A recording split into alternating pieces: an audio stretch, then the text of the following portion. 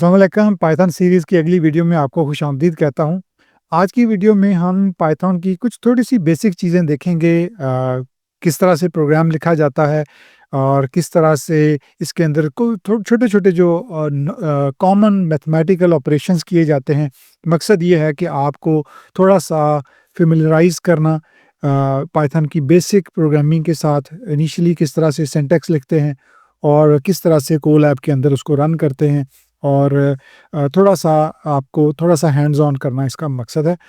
तो उम्मीद है कि इससे थोड़ा-सा आपको, अगर आप प्रैक्टिस करेंगे तो आप थोड़ा-सा कंफर्टेबल हो जाएँगे इसके अंदर, और उसके बाद फिर हम स्टेप वाइज़ आगे जो पाइथन के जो बेसिक कॉन्सेप्ट है, जो फाउंडेशनल चीज़ें हैं, उनको लर्न करेंगे। चलते हैं आज के लेक्चर की तरफ। गूगल कोलैब में पाइथन प्रोग्रामिंग करने के लिए आपको सिर्फ जीमेल अकाउंट चाहिए, और अगर आपने जीमेल अकाउंट लॉगिन किया हुआ है तो आपको सिर्फ गूगल में गूगल कोलैब टाइप करना है। उस पे क्लिक करेंगे तो आप कोलैब के एनवायरनमेंट में चले जाएंगे, और यहाँ वो आपको जो भी आपने फ़ाइल ऑलरेडी क्रिएट की थी वो आपके सामने लिस्ट कर देंगी। रीसेंट फाइल जो है वो आपके सामने आ जाएंगी। अगर आपने बिल्कुल ब्रांड न्यू शुरू कर रहे हैं तो आपके पास सिर्फ वेलकम टू कोलैब नज़र आएगा। चूँकि हमने पिछले लेक्चर में कुछ फ़ाइल्स बनाई थी तो वो हमारी नज़र आ रही हैं। अगर आपने नई शुरू करनी है फ़ाइल तो आप न्यू नोटबुक पे क्लिक करेंगे तो एक नई नोटबुक जो है वो ओपन हो जाएगी आपके लिए, और उसके अंदर आप कोडिंग स्टार्ट कर सकते हैं। जैसा कि मैंने पहले बताया था कि ये जो लाइन है जिसके अंदर आपको कर्सर ब्लिंक करता नज़र आ रहा है और लेफ़्ट साइड पे प्ले बटन है, इसको कोड सेल कहते हैं। और इसके अंदर कोड टाइप भी किया जा सकता है और जनरेट भी करवाया जा सकता है। हम फ़िलहाल कोड जनरेट नहीं करवाएँगे क्योंकि हमने पाइथन जो है वो खुद सीखनी है। हम एआई से कोड जनरेट नहीं करवाना चाहते, तो इसलिए हम फ़िलहाल जो है वो पाइथन को बेसिक स्क्रैच से शुरू करेंगे। तो आज कुछ बेसिक चीज़ें हम करेंगे पाइथन की। मैं स्टार्ट करता हूँ। जैसे कि अगर आपने कोई कमेंट लिखना हो अपने कोड के अंदर कि ये जो कोड है ये किस बारे में है। फॉर एग्ज़ाम्पल, अगर मैं चाहूँ कि मैंने एक लाइन पे कमेंट लिखना है जो कि रन ना हो, यानी कि वो कोड का हिस्सा ना हो लेकिन ये बता दे कि ये कोड क्या करता है, तो उसके लिए आपको यहाँ पे पाउंड साइन जो है, जिसको हैश भी कहते हैं, वो लिखना पड़ेगा, और उसके बाद जो कुछ भी आप लिखेंगे वो कमेंट बन जाएगा। मिसाल के तौर पे मैं लिखता हूँ कि बेसिक्स ऑफ पाइथन यहाँ पे, तो इसके बाद मैं कुछ भी लिख सकता हूँ। फॉर एग्ज़ाम्पल प्रिंट, और यहाँ मैं डबल कोट्स इसके अंदर भी पाइथन लिख देता हूँ, और शिफ्ट एंटर प्रेस करूँगा इसको डिस्प्ले करवाने के लिए। तो ये लेफ़्ट साइड पे अगर आप देखें तो वो रन कर रहा है, और थोड़ा-सा टाइम लेता है क्योंकि पहली दफ़ा रन कर रहा है इंटरप्रेटर, तो इसको थोड़ा-सा टाइम लगता है रन करने में। जैसे ही वो रनिंग कंप्लीट करेगा तो आपको पाइथन यहाँ पे लिखा नज़र आ जाएगा। इसी तरह अगर आप जो एक और चीज़ है, अगर आप फॉर एग्ज़ाम्पल इसी लाइन के ऊपर यहाँ पे अगर आप पाउंड साइन लिखते हैं और यहाँ लिखते हैं कि this is commented for example, तो ये हिस्सा रन नहीं होगा। और अगर आप इसको फॉर एग्ज़ाम्पल रन करते हैं यहाँ पे दोबारा, तो आप देखें तो पाइथन उसने दोबारा लिख दिया। मैं इसके अंदर फॉर एग्ज़ाम्पल हेलो पाइथन करता हूँ ताकि आपको फ़र्क नज़र आ जाए कि उसने इसको रन किया है, और लेकिन ये वाला हिस्सा उसने इग्नोर कर दिया क्योंकि ये अब कमेंट का हिस्सा है। अच्छा, अब एक और चीज़ जो मैं यहाँ पे आपको दिखाना चाह रहा हूँ कि वो ये है, अगर आप अगली लाइन पे फॉर एग्ज़ाम्पल हम कोड लिखते हैं, अगर मैं प्रिंट लिखता हूँ कैपिटल के साथ, और यहाँ पे मैं हेलो लिख देता हूँ फॉर एग्ज़ाम्पल, तो ये रन नहीं होगा। उसकी वजह ये है, ये एरर दे देगा।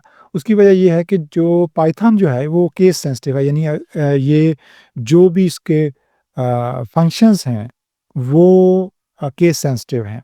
यानी कि अगर आपने सिंटैक्स के मुताबिक अगर वो स्मॉल लेटर्स एक्सपेक्ट करता है तो आप कैपिटल नहीं दे सकते। कैपिटल देंगे तो एरर आएगा, लेकिन अगर मैं इसको कैपिटल से स्मॉल करता हूँ तो फिर उसको कोई प्रॉब्लम नहीं होगा। मैं इसको दोबारा शिफ्ट एंटर करके रन करता हूँ तो उसने उसको रन कर दिया। ये छोटी सी चीज़ है लेकिन ये नोट करने वाली चीज़ है। अब इसके अलावा ये कि अगर वैसे ही मैं फॉर एग्ज़ाम्पल यहाँ पे लिख देता हूँ हेलो प्रिंट के अलावा, और इसको मैं रन करता हूँ तो वो हेलो को प्रिंट कर देगा और सिंगल कोट में प्रिंट करेगा। अगर आप इसको सिंगल कोट में भी हेलो लिख देंगे तो वो उसको भी रन कर देगा। यानी जो टेक्स्ट है वो अगर आप सिंगल कोट में दें या डबल कोट में दें वो उसको एक्सेप्ट कर लेता है। अच्छा, अब एक और चीज़, लेट्स से अगर आप यहाँ पे प्रिंट करवाना चाह रहे हैं, अम, ہی سیڈ، جیسے ہم ایک فقرہ بولتے ہیں کہ ہی سیڈ، اور اس کے بعد ہم ڈبل کوٹس کے اندر وہ بات لکھوانا چاہ رہے ہیں کہ یس آئی کین ڈو اٹ. اور اس کو اگر ہم رن کرنا چاہیں تو دیکھیں کہ کیا ہوتا ہے. فرسٹ آف آل آپ کو یہاں پہ اسکوگلی آلریڈی نظر آ رہی تھی، یہ رن نہیں ہوگا. اس کی وجہ یہ ہے کہ جب ہم کوئی بھی ٹیکسٹ دیتے ہیں اور اس کے اندر ہم ڈبل کوٹس یوز کر رہے ہیں اس کو انکلوز کرنے کے لیے، تو اس کے اندر دوبارہ ڈبل کوٹس نہیں دے سکتے، سنگل کوٹ دے سکتے ہیں. یعنی اگر باہر ڈبل کوٹس ہیں تو اندر جو ہے وہ آپ نے سنگل کوٹ یوز کر سکتے ہیں. میں اگر اس کو سنگل کوٹ کر دیتا ہوں تو اب میں اگر اس کو رن کرتا ہوں تو آپ دیکھیں گے اس نے اس کا رزلٹ دے دیا ہے، یعنی اس کو کوئی پرابلم نہیں ہوا. اور اسی طرح اگر فار ایگزامپل ہم یہی بات جو ہے وہ سنگل کوٹس کے اندر لکھتے ہیں، ہی سیڈ، اور میں اندر ڈبل کوٹس کی بجائے پھر سنگل کوٹ دے دیتا ہوں، تو یہ پھر وہی پرابلم ہوگا. یس آئی کین ڈو اٹ. اگر میں یہاں پہ سنگل کوٹ دیتا ہوں تو یہ پھر رن نہیں ہوگا، کیونکہ پرابلم وہی ہے کہ اگر آپ نے باہر ڈبل کوٹس دیے ہیں تو اندر سنگل کوٹ ہونا چاہیے اگر آپ نے اندر سنگل کوٹ کو یوز کرنا ہے، اور اگر آپ نے باہر سنگل کوٹ دیے ہیں تو اندر ڈبل کوٹ ہونا چاہیے. تو میں یہاں پہ اگر ڈبل کوٹ دیتا ہوں تو یہ اس کو رن کر دے گا. یہ چھوٹی چھوٹی بیسک چیزیں ہیں جو پتہ ہونی چاہیے.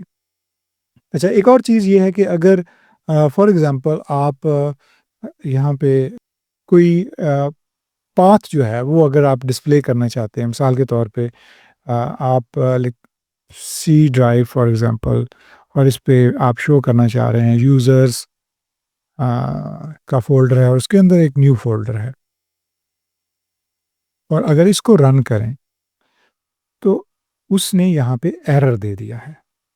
اس کی وجہ یہ ہے کہ پائتھن کے اندر جو بیک سلیش ہے وہ اسپیشل کریکٹر ہے جو کہ اسپیشل وجوہات کی وجہ سے یوز کی جاتی ہے، اور اس کو یونیکیڈ اسکیپ کریکٹر بھی کہتے ہیں، جو کہ پائتھن میں انٹرنلی جو انٹرپریٹر ہے وہ اس کو ڈفرینٹ طریقے سے انٹرپریٹ کرتا ہے. تو اگر آپ نے فار ایگزامپل اس طرح سے پاتھ اگر آپ نے ڈسپلے کروانا ہے تو آپ اس کو را ٹیکسٹ کے طور پہ ڈسپلے کر سکتے ہیں، اور را ٹیکسٹ کو اگر آپ نے ڈسپلے کروانا ہے تو آپ صرف یہاں پہ آر لکھیں گے اور اس کو اگر رن کریں گے، شفٹ انٹر کریں گے تو وہ پاتھ کو ڈسپلے کر دے گا اس طرح سے.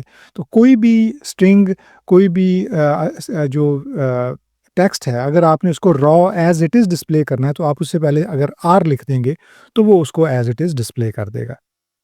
اسی پاتھ کو اگر آپ فرنٹ سلیش کے ساتھ پرنٹ کروانا چاہتے ہیں، جیسے میں کاپی کرتا ہوں اور اگلا جو سیل ہے اس کے اندر اس کو میں پیسٹ کرتا ہوں، اور اس کو اگر میں فرنٹ سلیش کے ساتھ اگر ڈسپلے کرنا چاہوں بیک سلیش کی بجائے تو پھر کوئی پرابلم نہیں ہے. پھر آپ اگر اس کو را ٹیکسٹ کے طور پہ نہ بھی ڈسپلے کریں گے اور میں اگر اس کو رن کرتا ہوں تو آپ دیکھیں کہ اس نے فرنٹ سلیش کے ساتھ بغیر آر کے اس کو ڈسپلے کر دیا ہے، یعنی را ٹیکسٹ کی ضرورت نہیں ہے، کیونکہ صرف پرابلم جو ہے وہ بیک سلیش کے ساتھ ہوتا ہے.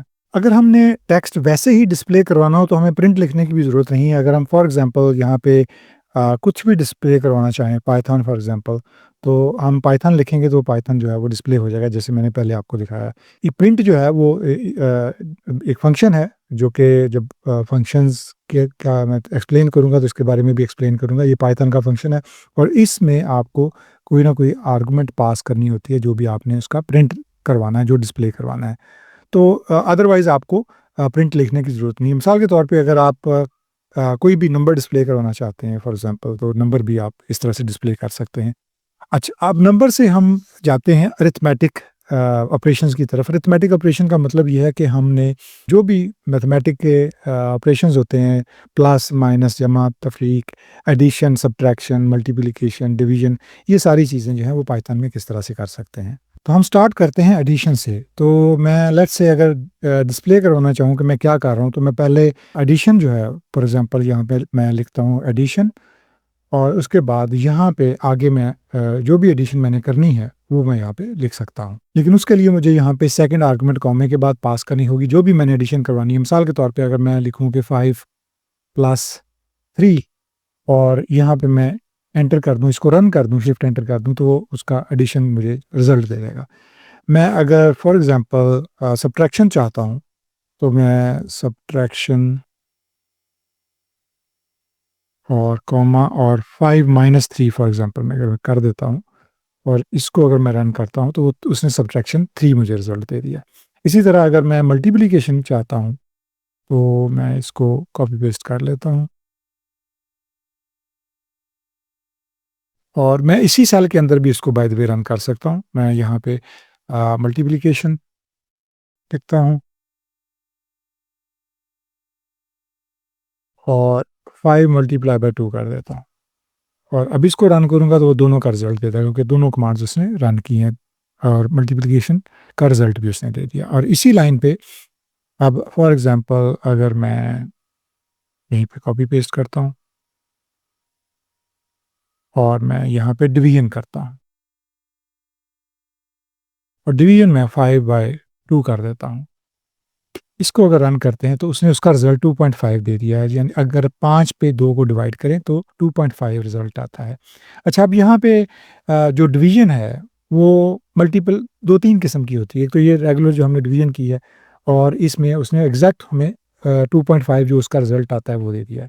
ایک ڈویژن ہے جس کو فلور ڈویژن بھی کہتے ہیں. فلور ڈویژن کا مطلب یہ ہے کہ ہمیں اس میں یہ جو رزلٹ ہے اشاریہ کے ساتھ 2.5 یہ نہیں چاہیے, ہمیں صرف انٹیجر پارٹ چاہیے یعنی اشاریہ والا حصہ نہیں چاہیے.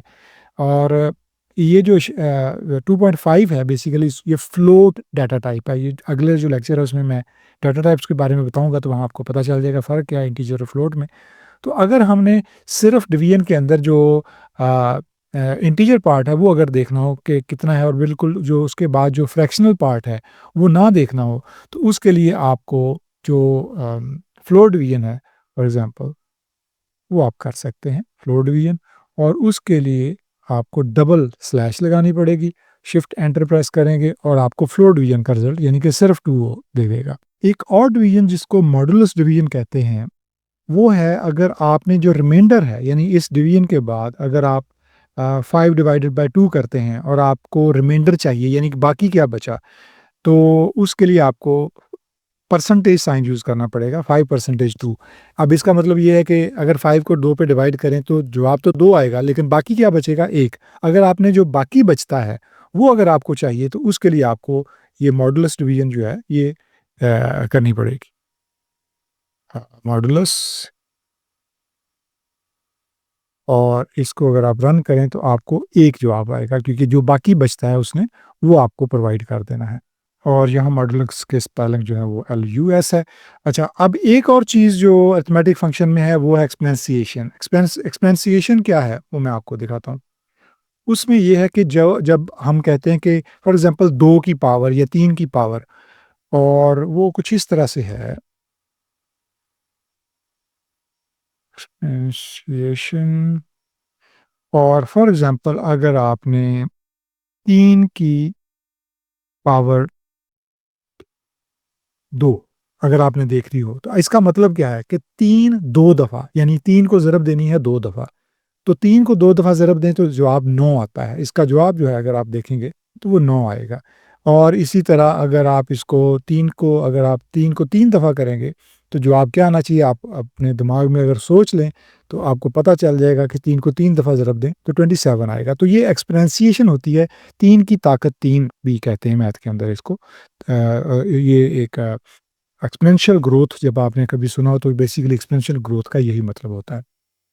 یہ کچھ ارتھمیٹک فنکشن ہے. اب کچھ چیزیں جو آپ کو خیال کرنی ہے وہ میں آپ کو بتاتا ہوں اگلی لائن پہ. فار ایگزامپل اگلے کوڈ سیل کے اندر اگر آپ لیٹس سے 5+4 کر رہے ہیں اور -2 کر دیتے ہیں فار ایگزامپل, اور اس کو اگر آپ رن کرتے ہیں تو آپ کو اس کا رزلٹ آ جائے گا 5+4 یعنی پہلے اس نے ایڈ کیا پھر مائنس کر دیا 2 7 آ گیا.